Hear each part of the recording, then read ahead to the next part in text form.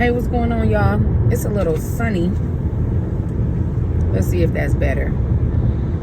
Okay, y'all can see me. Hope everybody's having a pretty good day. Want to give you this little word of wisdom. You know, when we go through life, right? People handle us all different type of ways. Friends, families, you know, your co-workers. You have different types of, I need to get over, relationships. I'm driving if you haven't noticed. We have different type of relationships.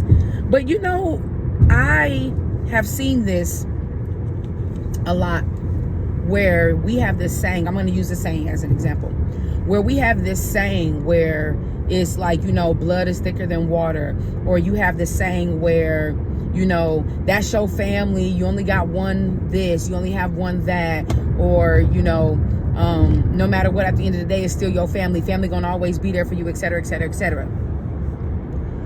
We are not saying that that is not true. But what I think happens is sometimes we get stuck in these cliche statements that we hinder our ability to understand that there is also a time and a place for everything, where this narrative is pushed to now you've been mishandled, you've been talked about, you've been drugged through the mud, you've been dogged out, you've been backstabbed, everything you could think of by friends or family. Let's stick with those two categories first. But the notion is you only have one family, you know, oh, it's so hard to find friends. And it almost puts your mind in a mindset of you have to be subject to the things people do to you because they're your family, because you've been friends for X amount of years, right? So that it almost creates this brain blocker, if you will. And we need to understand that while that is true, it is also just as true to say, hey, I got to have a boundary because the way you talk to me, the way you treat me, how you handle me is not good for me. What that boundary is, I can give 1,001 examples on what the boundary should be. But that's when you have to begin to learn yourself. You have to learn your strengths. You also have to learn your weaknesses. You want to maximize your strengths and you want to work on the areas that are weak. If you know you have a hard time and you can't not talk to a person for a certain amount of time, you want to be able to explore that and put a realistic boundary in place for yourself. Because sometimes we have to have baby steps. Sometimes you have people that can just go all the way and say, nope, cutting you off, I'm done, I need a break, blah, blah, blah, blah, blah.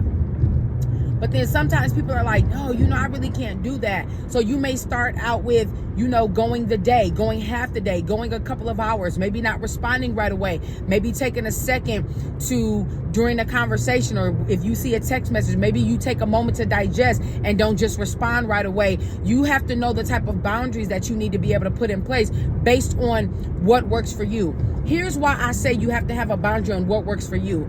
People think boundaries is to teach the other person a lesson. A boundary is not to teach the other person a lesson, and a boundary is not to punish the other person. A boundary is in place for your well-being, for your peace, so that you can sleep well at night, so that you can cut off certain things, so that you can understand your value. A boundary is not for the sake of the other person. A boundary is for the sake of yourself. Why do I say that? Because you can't control the other person, but putting a boundary in place is what you can control within yourself. Catch that. And so sometimes we try to make boundaries and say, I don't want them to call me. I don't want them to do this. No. If they remain the exact same, let them keep calling you. But what do you have in place for the sake of your peace? If they keep texting you, you cannot change their behavior, but what do you have in place for a boundary to protect your peace? If they keep talking to you crazy, what do you have in place as a boundary to protect your peace? The boundary is for you, not for them.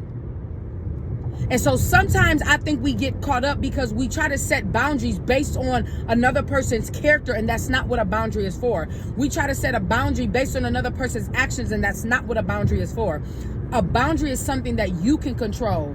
So going back to my point, we have this notion where we think because they're your friend and because they're your family, you have to tolerate everything. Just like You only have one family. You got one time to play with my peace. But society has made us comfortable into thinking that we have to accept what is unacceptable. Because you're my mother, because you're my sister, because you're my best friend, because you're my spouse. And that's not how that works. If you don't get into the habit of teaching people how to treat you, what do you expect for them to give you? They're going to give you what they want and not what you deserve. Understand? So this is just a quick PSA. Yes, you only got one mama, but that does not mean it takes respect off the table. Yes, you may be married, but that does not mean it takes respect off the table. Yes, you may only have one sister, but that does not mean it takes respect off the table. And if we both are in a place where we're trying to be better, we should be able to hear each other. We should be able to respect one another's boundaries until we can get ourselves together. Because see, the enemy wants to trick you and try to say, but what if they die? Then what you gonna do? Well, I'm gonna be at peace because I tried to do better. I tried to respect you. I tried to tell you you have to respect me. I tried to put boundaries in place. You wanted to keep acting a fool. So at this point, that has nothing to do with me. I'm gonna stay where I am until you're ready to participate in this transactional relationship. And I'm not using transactional as a word of negativity, but do y'all not understand that you cannot work with something that is working against you? And in this case, people. You cannot work with people that are working against you. That's working against your peace. That's working against your joy. That's working against your happiness. Surprise, it's never going to work. You're going to always have toxicity. You're going to always have headaches. You're going to always have drama. You're going to always have issues. You may have a couple days where it's okay. And guess what? That thing going to spark again. But you got to know that. And you cannot be afraid to teach people how to treat you. You cannot be afraid to say, while we have history, while we share the same DNA, if I stay in this situation with you, not only is it not going to be good for either of us, but it ain't going to be good for me. So I already know the outcome. So why do I keep playing the same dancing song? I'm going to go ahead and play the tune to something else. Yes, I'm going to miss you. Yes, I'm going to wish that things were better. I done missed my exit. Of course, I'm going to wish all of those things. But I have to have enough strength within myself to say, God, in between, while I may be by myself, I would rather be by myself than go through hell. Because I have to trust that you're going to send someone to me, or you're going to move on that person's heart where we can come back together. But until then, I'm not going to purposely choose misery. I'm not going to purposely choose drama. I'm not going to purposely choose arguing. I'm not going to purposely choose unhappy. I'm not going to purposely choose toxic. Because now at this point, I can't really keep blaming them if I'm also a participant. If I keep letting you mistreat me and I don't want to say anything and I keep letting you get away with it, because understand there's a difference between forgiving and constantly participating in what somebody is showing you that they're not willing to change. We're not talking about a person that shows signs that they're trying to change and we have to go through the necessary process of, the ups and downs of the change until we get it smoothed out. That's normal. But if you keep on showing me the same thing, I'm not going to be a willing participant, because now at this point, it's my fault. At this point, I'm not going to keep requesting for you to do something that you have continually shown me over a long period of time, your habit and your pattern. At this point, I need to have a conversation with myself. I need to be saying to myself, why am I afraid to set a boundary? Why am I afraid to show someone how I want to be treated, how you're going to talk to me, especially if I'm willing to give you the same thing. If I'm willing to give you respect and honor and et cetera, we shouldn't have a problem. We should be showing that one to another. And if that other person doesn't know, or if you don't know, you should be sitting in the seat of learning. So tell me what respect looks like to you. Tell me what honor looks like to you. Tell me what love looks like to you. Give me an opportunity to make some adjustments and make some changes along with my personality. And let's have this open discussion. That's how it should look. You should be going around telling people, oh, well, I'm finna talk to you any kind of way. No, you're not. No, you're not. Just because you're a parent does not give you the free card to disrespect me. I don't know where y'all OGs get that from. But then you don't want to be disrespected, but you want to disrespect and want me to hold my honor. So because I'm not going to put myself in a position to be wrong with God, I'm going to hold my honor and let you stay over there. Because I also know God don't want me to be disrespected. That I do know. There's nowhere where God says tolerate somebody's disrespect while you keep honoring him. I ain't never read that. So mother, father, sister, brother, uncle, cousin, co-worker, husband, wife, best friend, child, it doesn't matter. That principle is across the board. And sometimes people like to say, well, in order to give respect, you got to earn respect. That could be true to a degree, but we're all in a place to earn and we're all in a place to give. I'm not sitting back saying, I'm finna do nothing while you earn my respect. Who I think I am? No. We're going to do this thing together. We're going to walk this thing out together. We're going to get to know each other together so we can learn our likes, our dislikes. You could tell me about myself because I'm going to tell you about yourself. You could tell me what bothers you about me, so I'm going to tell you what bothers me about you. It should be mutual. We shouldn't be getting angry because somebody is telling you something about how you're making them feel. Even if you don't agree, what is the crime in hearing them out? And we're not talking about the people that's purposely making up stuff to keep up drama. No.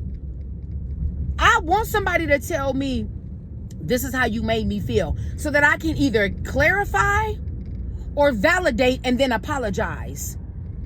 Or so that I can better understand you. Why, when I said that, did that make you feel like da-da-da? You should be wanting to understand a person.